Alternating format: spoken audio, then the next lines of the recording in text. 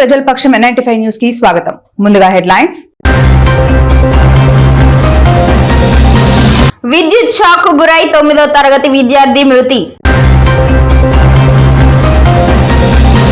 పెళ్లి చేసుకుంటానని బాలికతో సహజీవనం, ఆపై మోసం చేసి వదిలేసిన యువకుడు. పోలీసులకు ఫిర్యాదు చేసిన బాధితురాలు. ఫోక్సో కేసు నమోదు చేసిన పోలీసులు. మదనపల్లి సబ్ కలెక్టర్ కార్యాలయం వద్ద నిరసన చేపట్టిన వైద్య సిబ్బంది. కలకత్తాలో వైద్య విద్యార్థినిపై గ్యాంగ్ రేప్ కు పాల్పడి హత్య చేసిన నిందితులను కఠినంగా శిక్షించాలని డిమాండ్. పార్టీలో విభేదాలు పూర్తిగా అవాస్తవం. క్రమశిక్షణకు మారుపేరు తెలుగుదేశం పార్టీ. నియోజకవర్గంలో ఎమ్మెల్యే తర్వాతనే ఇతరులకు ప్రాధాన్యత స్పష్టం చేసిన అధికార ప్రతినిధి ఆర్జే వెంకటేష్. ఇక డీటెయిల్స్ చూస్తే కోల్కతాలో వైద్య విద్యార్థిని జూనియర్ డాక్టర్ మమితాపై జరిగిన గ్యాంగ్ రేప్, ఆపై హత్య చేసిన ముస్కర్లను వెంటనే అరెస్ట్ చేసి కఠినంగా శిక్షించాలని డిమాండ్ చేశారు. శనివారం మదనపల్లి సర్వజన బోధన ఆసుపత్రి వైద్య సిబ్బంది, ప్రైవేట్ వైద్యులు నల్ల బ్యాడ్జీలు ధరించి నిరసన ర్యాలీ చేపట్టారు. ఈ ర్యాలీ ఆసుపత్రి మెడికల్ సూపరింటెండెంట్ డాక్టర్ ఎంఎస్ రాజు, మెడికల్ కళాశాల ప్రిన్సిపల్ జమున, ఆర్ఎంఓ ప్రసాద్ రాజుల ఆధ్వర్యంలో ఆసుపత్రిలో ఓపీ సేవలను బహిష్కరించి నినాదాలు చేస్తూ ర్యాలీగా పురవీధుల గుండా మదనపల్లి సబ్ కలెక్టర్ కార్యాలయం వరకు నిర్వహించారు. ఈ సందర్భంగా వారు మాట్లాడుతూ డాక్టర్లు ప్రాణాలు పోస్తారే గాని తీయరన్నారు. ప్రాణాలను పోసే డాక్టర్లను ప్రాణాలను తీయాలని చూస్తున్న ముష్కరులను వెంటనే అరెస్ట్ చేయాలన్నారు. ముఖ్యంగా విధుల్లో ఉన్న వైద్యులు సిబ్బందికి రక్షణ కల్పించేలా వ్యవస్థను ఏర్పాటు చేయాలని వారు ప్రభుత్వాన్ని డిమాండ్ చేశారు. ఈ కార్యక్రమంలో మదనపల్లి ప్రభుత్వ ఆసుపత్రి సూపరింటెండెంట్ ఎంఎస్ రాజు, ఆర్ఎంఓ ప్రసాద్ రాజు, మానసిక వైద్య నిపుణురాలు రాధిక, డాక్టర్ సత్య, ప్రైవేట్ ఆసుపత్రి వైద్యులు గోపీనాథ్, సుబ్బారెడ్డి, సిపిఐ నాయకులు ఈశ్వర్, కృష్ణప్ప, సాంబశివ, మురళి, మాధవ్, కమల్, వినయ్ తదితరులు పాల్గొన్నారు. ఇండియన్ డెంటల్ అసోసియేషన్ తరపున డాక్టర్స్ అందరము ఈ నిరసన ప్రొటెస్ట్ తెలియజేయడానికి నిర్ణయించుకున్నాము. కలకత్తాలో జరిగిన పీజీ సెకండ్ ఇయర్ స్టూడెంట్ మీద రేప్ గురించి, మర్డర్ గురించి మేమంతా ప్రొటెస్ట్ చేస్తున్నాము. జస్టిస్ ఇప్పటి వరకు ఇన్ని రోజులైనా కూడా జస్టిస్ డిలే చేశారు. Justice delayed is justice denied. So శిక్షించాలి, దానికి కారకులైన వారిని శిక్షించమని మేము కోరుతున్నాము. ఎవరైతే రక్షించాలో, ఎవరైతే సేఫ్టీ ఇవ్వాలో డాక్టర్స్ కి, వారే డాక్టర్స్ పై రేప్ మరియు హత్య ప్రయత్నాలు చేస్తే ఇంకా డాక్టర్స్ కి ఎక్కడి నుంచి, లేడీ డాక్టర్స్ కి ఎక్కడి నుంచి రక్షణ వస్తుంది? సో లేడీ డాక్టర్స్ ఆర్తనాదాలు వినకుండా మేము నిద్రపోయాం. తల్లి మమ్మల్ని మన్నించు, మా మొద్దు నిద్రను నువ్వే వదిలించు. పగిలిన కళ్లద్దాలు గుచ్చుకొని నీ కళ్లల్లోంచి కారిన రక్తం వైతరినిలా మమ్మల్ని భయపెడుతోంది. ఒక స్పెట్స్ పెట్టుకుని ఒక డాక్టర్ కళ్ళ మీద బలవంతంగా కొడితే కళ్లద్దాలు పగిలి కళ్లల్లో కూర్చుకుంటే రక్తం కారాయి ఆ కళ్ళు. కన్నీళ్లు కాదండి, రక్తం కారింది ఆ కళ్ళు. పటపటమని విరిగిన నీ ఎముకల శబ్దం మాకు గుండె పగిలేలా చేస్తోంది. ఆమె పెల్విక్ గడ్డీలో మొత్తం కూడా ఫ్రాక్చర్ అయిపోయింది. తల్లి మమ్మల్ని మన్నించు, మా పిరికితనాన్ని గమనించు. గజానికి ఒక గాంధారి పుత్రుడు వలపన్ని చెరబడుతుంటే కాపాడేందుకు రాడే ఆ అర్జునుడు. నువ్వు ఏ పాప అయితే ఈరోజు అక్కడ దారుణంగా మరణించిందో, నువ్వు మా ఇంట్లో పుట్టిన ఆడబిడ్డ కానందుకు సిగ్గు లేకుండా మేము సంతోషిస్తున్నాం. తల్లి మమ్మల్ని మన్నించు, మా స్వార్థాన్ని దయతో క్షమించు. సరిహద్దుల్లో సైనికుడు ఆదమరిచి నిద్రిస్తే అది దేశ రక్షణకే ప్రమాదం. అదే విరక్తి చెందిన ఒక వైద్యుడు తెల్లకోటు స్టెథోస్కోపును విసిరేస్తే లోకానికే ప్రళయమని తెలియని వాళ్ళం. ఒక్కరోజు హాస్పిటల్ మూతపడితే అల్లకల్లోలమవుతుంది. ఒక వారం రోజులు ఇండెఫినెట్. 19వ తారీఖు వస్తా ఉన్నా కూడా పూర్తి స్థాయిలో నిందితులను పట్టుకోకపోవడం అనేటువంటిది ఆ ప్రభుత్వం యొక్క వైఫల్యంగా మేము భావిస్తూ ఉన్నాం.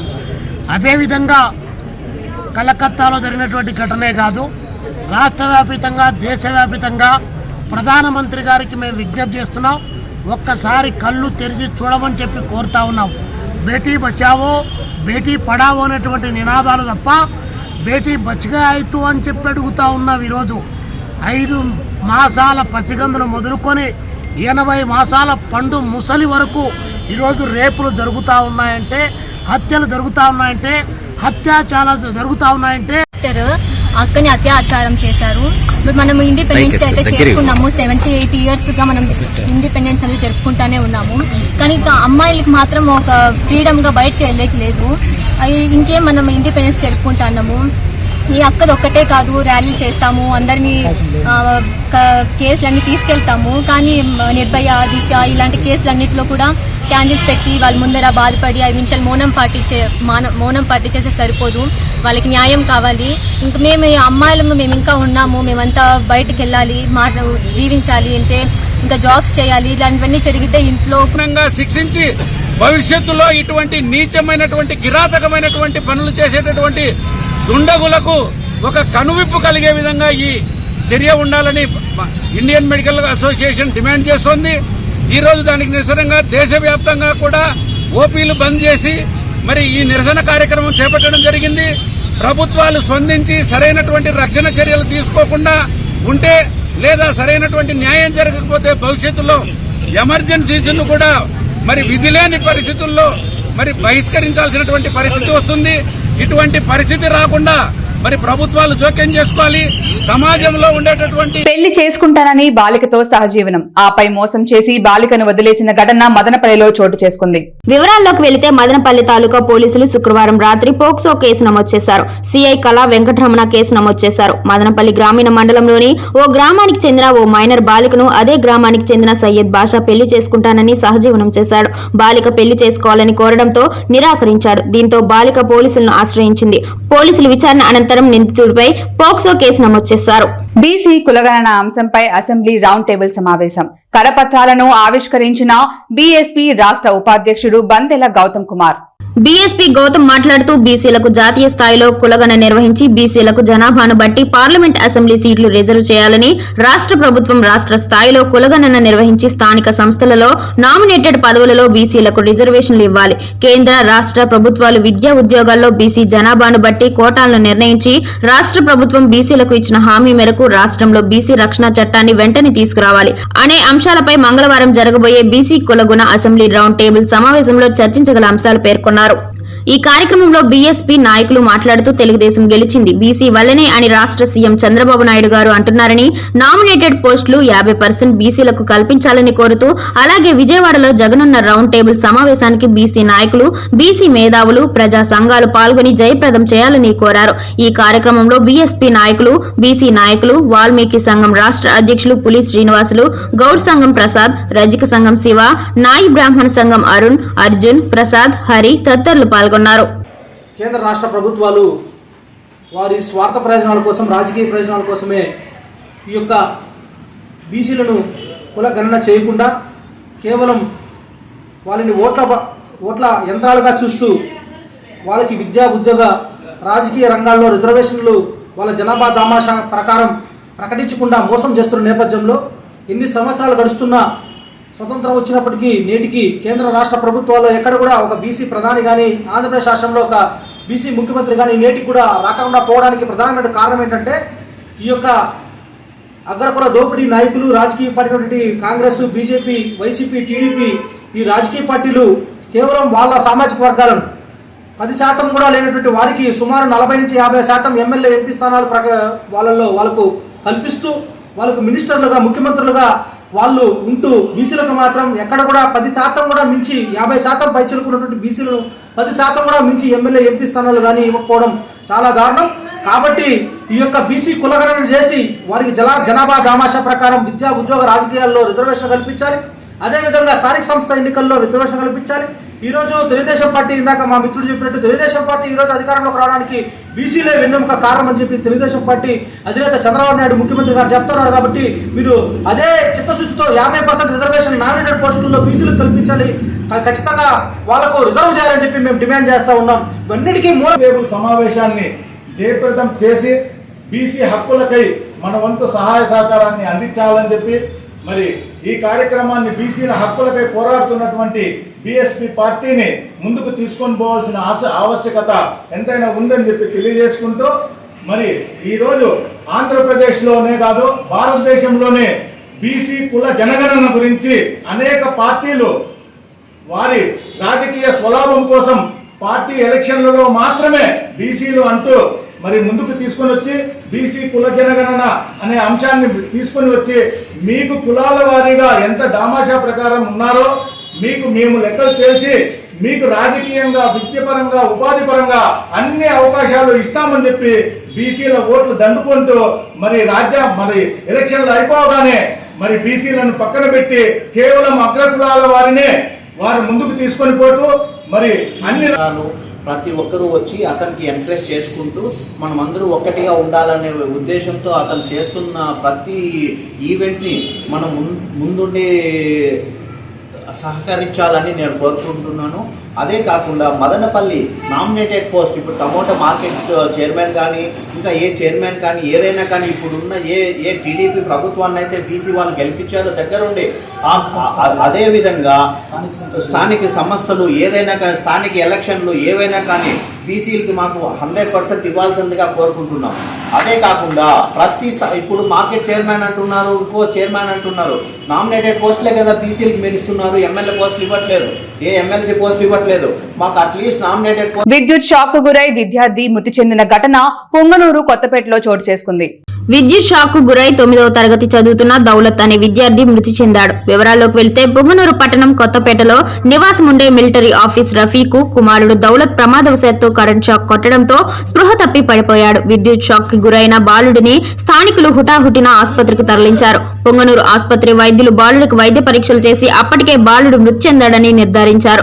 ఘటనపై పొంగనూరు పోలీసులు కేసు నమోదు చేసి దర్యాప్తు చేస్తున్నారు. కలకత్తాలో వైద్య విద్యార్థిని జూనియర్ డాక్టర్ పై జరిగిన గ్యాంగ్ రేప్ ఆపై హత్య చేసిన ముస్కర్లను వెంటనే అరెస్ట్ చేసి కఠినంగా శిక్షించాలని డిమాండ్ చేశారు. నిమ్మనపల్లి ప్రభుత్వ ఆసుపత్రి ఆరోగ్య సిబ్బంది డాక్టర్ ప్రత్యూష ఆధ్వర్యంలో నిరసన ర్యాలీ చేపట్టారు.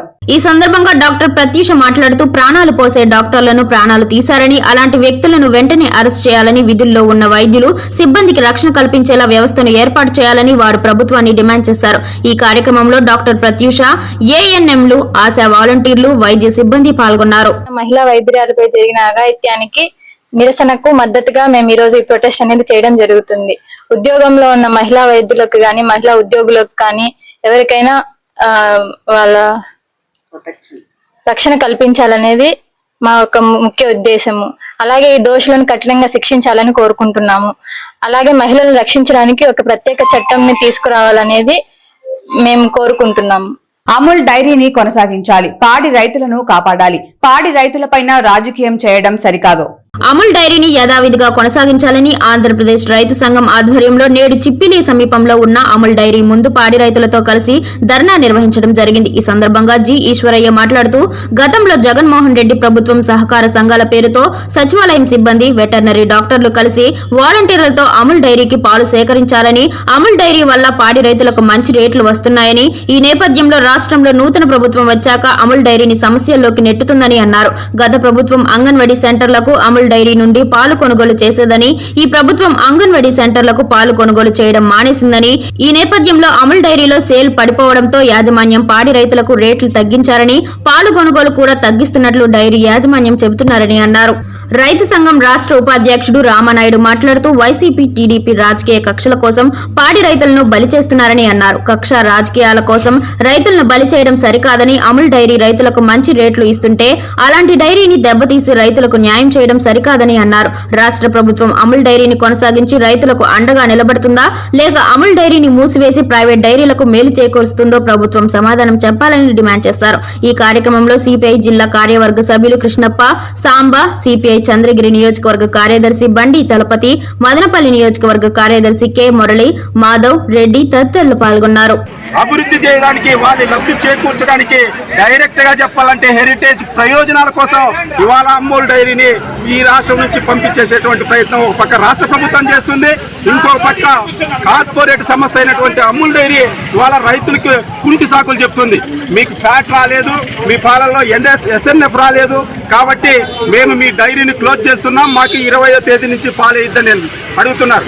మేము రైతు సంఘంగా అడుగుతున్నాం.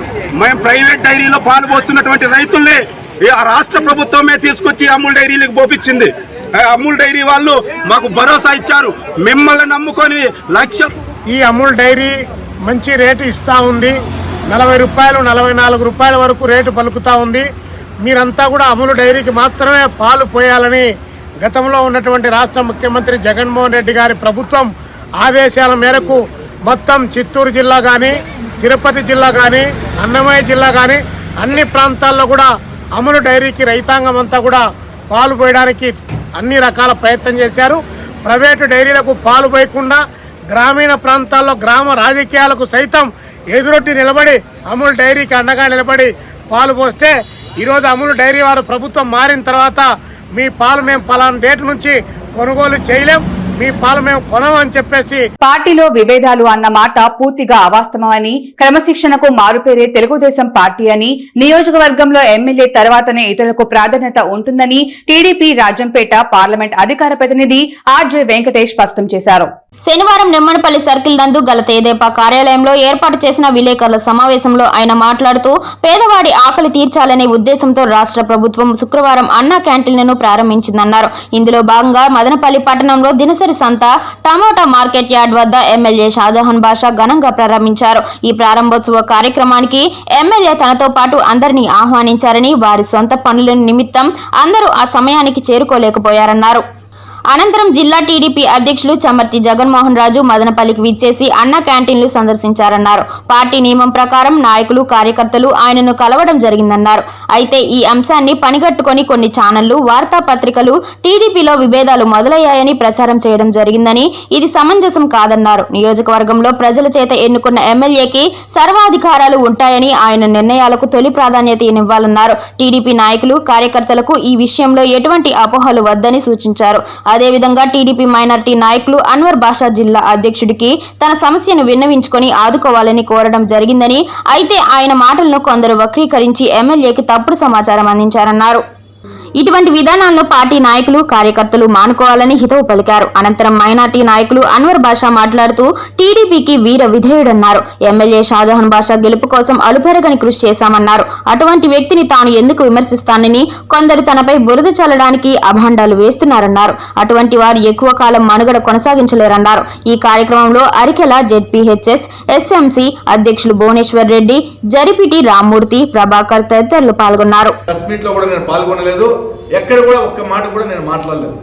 అయితే కొంతమంది షాజహాన్ దగ్గర కొంత కోటరీలాగా చేరినటువంటి వ్యక్తులు, ఆ వ్యక్తులు ఏం చేశారంటే వార్తను ఇక్కడ తీసుకొచ్చి ఇంకో రకంగా చెప్పారు. షాజహాన్ బాషా గారికి ఇతరు ఏదో అన్వర్ బాషా గారు ఏదో కంప్లైంట్ చేసినట్లుగా, ఆయన ఏదో ఏకవచనంతో మాట్లాడినట్టుగా ఇటువంటి వార్తలన్నింటినీ కూడా క్రియేట్ చేస్తున్నారు.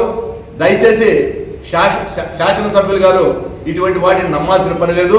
ఎందుకంటే ఈ నియోజకవర్గంలో షాజహాన్ బాషా ఎమ్మెల్యే తర్వాతే ఎవరైనా in the same time party అధ్యక్షుల వారికి కూడా మేము చేసే సూచన ఏమంటే, మదనపల్లికి మీరు వచ్చేటప్పుడు శాసనసభ్యులు వారిని కూడా కలిసి వారితో కలిపి కార్యక్రమాల్లో పాల్గొంటే కార్యకర్తల్లో గందరగోళం అనేది ఉండదు. ఈ రోజు ఇటువంటి వార్తలు ఎలక్ట్రానిక్ మీడియాలో గానీ, ప్రింట్ మీడియాలో గానీ ఇటువంటి వార్తలు. నిమ్మలపల్లి పోలీస్ స్టేషన్ నందు శనివారం కొత్తగా బాధితులు చేపట్టిన ఎస్ఐ తిప్పేస్వామి, తెలుగుదేశం పార్టీ మండల అధ్యక్షులు కోట రమణ, జనసేన పార్టీ నాయకులు ఈటకట్టు చంద్రశేఖర్, రమణ తదితరులు ఆయనకు సన్మాన కార్యక్రమం నిర్వహించారు. ఈ సందర్భంగా ఎస్ఐ మీడియాతో మాట్లాడుతూ ఉన్నత అధికారుల ఆదేశాల మేరకు మొలకలు చెరువు నుండి నిమ్మనపల్లి పోలీస్ స్టేషన్ ఎస్ఐగా కొత్తగా బాధ్యతలు చేపట్టారు. ఈ సందర్భంగా ఆయన మీడియాతో మాట్లాడుతూ మండలంలో నాటుసారా, పేకాట, ఇసుక తగాదాలపై ప్రత్యేక దృష్టి సారిస్తానని, ప్రజలకు న్యాయం చేరువ చేస్తామని తెలిపారు. ఈ కార్యక్రమంలో ఎస్ఐ తిప్పేస్వామి, తెలుగుదేశం మండల పార్టీ అధ్యక్షులు కోట రమణ, జనసేన పార్టీ నాయకులు ఈటకట్టు చంద్రశేఖర, రమణ, కాంగ్రెస్ పార్టీ మాజీ జెడ్పీటీసీ వెంకటకృష్ణ, పోలీస్ సిబ్బంది తదితరులు పాల్గొన్నారు. ములకల్ చెరువు పోలీస్ స్టేషన్ నుంచి ఈరోజు నిమ్మనపల్లి పోలీస్ స్టేషన్లో బదిలీ మీద వచ్చి రిపోర్ట్ చేసుకోవడం జరిగింది. ముఖ్యంగా ఇక్కడ ఉండేటువంటి సమస్యల మీద దృష్టి పెడుతూ ఇక్కడ ఎక్కువ నాటుసారా, ఇసుక అక్రమ రవాణా గురించి ఎక్కువగా ఉన్నట్టు తెలిసింది. వాటన్నిటిని కూడా నిరోధించడానికి తగిన చర్యలు తీసుకుంటాము. అలాగే ఏవైతే సమస్యలు ఉన్నాయో వాటి మీద దృష్టి పెట్టి ప్రజలందరికీ కూడా సత్వరంగా న్యాయం చేకూర్చే విధంగా పనిచేస్తానని తెలియజేస్తున్నాను. నమస్కారం. అంగలలోని మిట్స్ ఇంజనీరింగ్ కళాశాల నందు బీటెక్ మొదటి సంవత్సర విద్యార్థులకు మెడిటేషన్ మరియు యోగా గురించి అవగాహన సదస్సును నిర్వహించారు. ఈ కార్యక్రమానికి ముఖ్య అతిథిగా బ్రహ్మకుమార్ శాంతాకృష్ణ, మోటివేటర్ బ్రహ్మకుమారిస్ అంతర్జాతీయ ప్రధాన కార్యాలయం పాల్గొన్నారు. ఈ కార్యక్రమంలో ఆయన మాట్లాడుతూ శాంతిగా ఉండాలి, మనకు ఏది మంచి ఏది చెడు అను నిర్ధారించుకునే శక్తి ఉండాలి. మనసును ఏకాగ్రతపై తీసుకురావడానికి మెడిటేషన్ అనేది చాలా అవసరం. తద్వారా మన శరీరం మరియు మనసు యవ్వనంగా ఉంటాయి. మనకు ఒత్తిడిని జయించే శక్తి మనకు వస్తుంది. కావున ప్రతి ఒక్కరూ ప్రతిరోజు 20 నిమిషాల పాటు మెడిటేషన్ చేయాలని అన్నారు. ధ్యానం మనసుకు విశ్రాంతినిస్తుందని, ధ్యానం ప్రభావం శరీరంపై స్పష్టంగా కనిపిస్తుందని అన్నారు. ధ్యానం మెదడుపై అనేక విధాలుగా ప్రభావాన్ని చూపుతుంది. ఇది ఒక వ్యక్తిని రిలాక్స్ గా అయ్యేలా చేస్తుంది. రెగ్యులర్ మెడిటేషన్ వల్ల పెరిగిన రక్తపోటు నార్మల్ గా మారుతుందని పరిశోధనలో వెల్లడైంది. హై బీపీతో బాధపడే వారు ధ్యానం చేయడం ద్వారా ఉపశమనం పొందవచ్చు. దీంతో పాటు కోపం కూడా తగ్గుతుంది. భావోద్వేగాలు, భయం, కోపాన్ని నియంత్రించే ఒక భాగం మెదడులో ఉందని, ఒక వ్యక్తి ధ్యానం చేసినప్పుడు ఈ భాగం చురుగ్గా పనిచేస్తుందని, ఫలితంగా ఒత్తిడి, ఆందోళన తగ్గుతాయని అన్నారు. క్రమం తప్పకుండా చేయడం వల్ల ఒత్తిడి నుంచి దూరమై ప్రశాంతంగా ఉండేలా చేస్తుందని అన్నారు. ఈ కార్యక్రమంలో విద్యార్థులు, అధ్యాపకులు పాల్గొన్నారు. అనుక్షణం ప్రజల పక్షం NIT5 న్యూస్ ఇంతటితో సమాప్తం. తిరిగి రేపటి బులెటిన్ లో మళ్ళీ కలుద్దాం. అంతవరకు సెలవు, నమస్కారం.